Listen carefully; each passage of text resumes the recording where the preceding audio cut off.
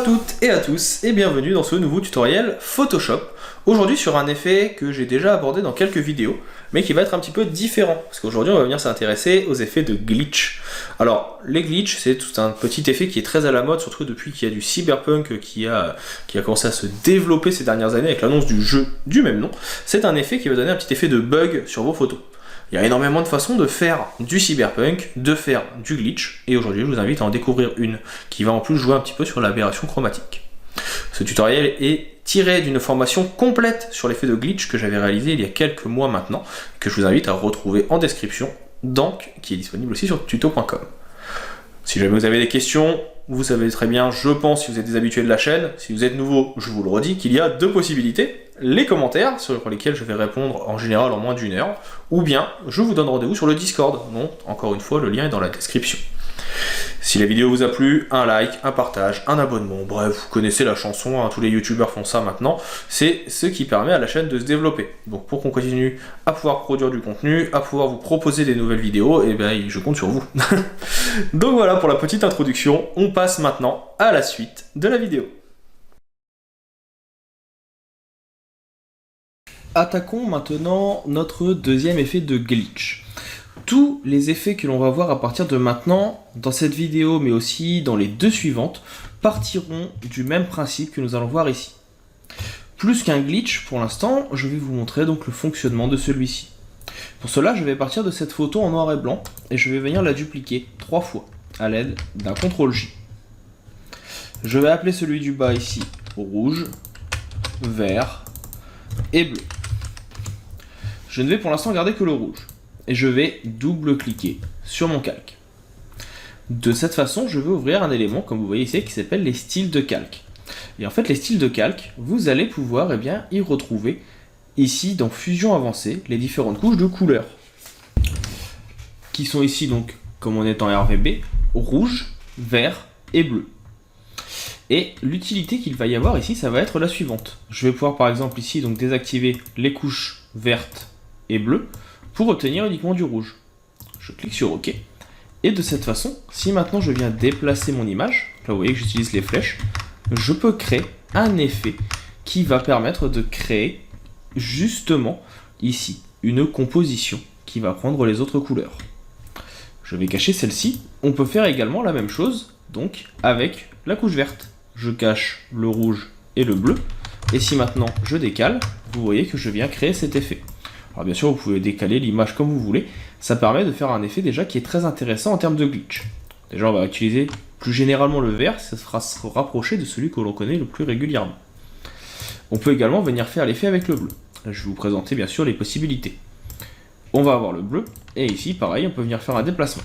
Et vous voyez que vous allez toujours retrouver également l'effet inverse, donc le jaune sur les parties ombragées. Ça, ce sont les 3 parties principales. Vous voyez, vous pouvez également venir les fusionner. Là, je viens mélanger par exemple le bleu et le vert, qui me permettent d'avoir cet effet de glitch. Je peux garder le bleu et le rouge, ou le bleu et le vert. Bref, énormément de spécificités qui me permettent donc, comme vous le voyez, de tester des choses. Et je peux même venir prendre les 3, les mettre côte à côte, et obtenir ici des effets de transition assez intéressantes. Et bien sûr, si vous venez cacher l'arrière-plan, on retrouvera également une frange de couleurs sur les côtés. Donc ça peut être très rapidement mis en place et très simple. C'est un effet que je trouve très intéressant parce qu'il permet, comme vous le voyez, donc ce type d'effet. Là, je vais venir grouper les éléments.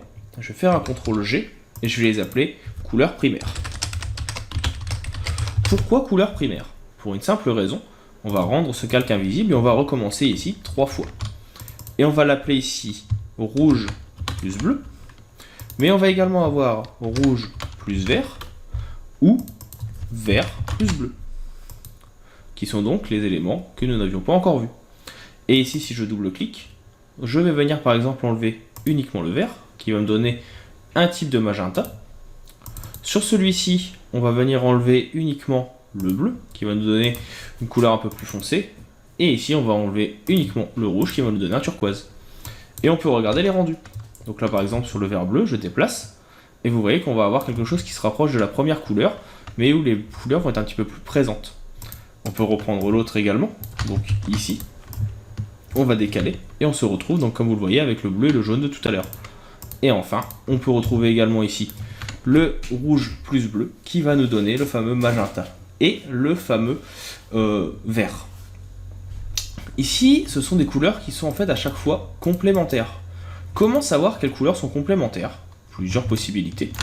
Moi, je vous invite tout simplement à venir ouvrir ici votre nuancier couleur ou en venant dans fenêtre couleur. Et ici, vous allez avoir, si ma mémoire est bonne, la roue chromatique.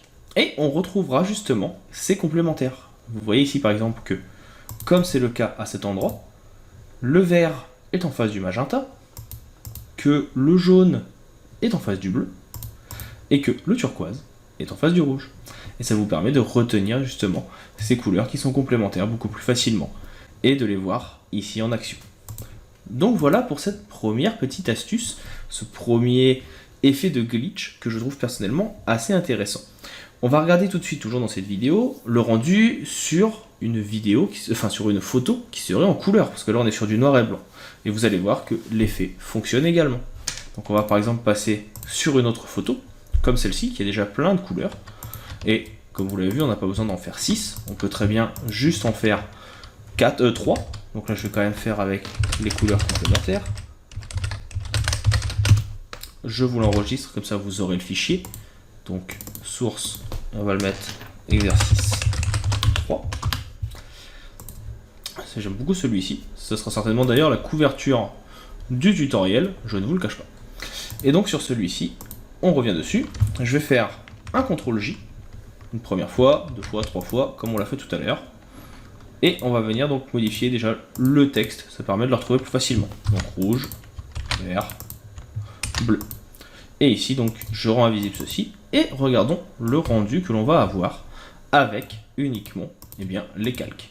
Donc rouge, je double-clique, vert et bleu.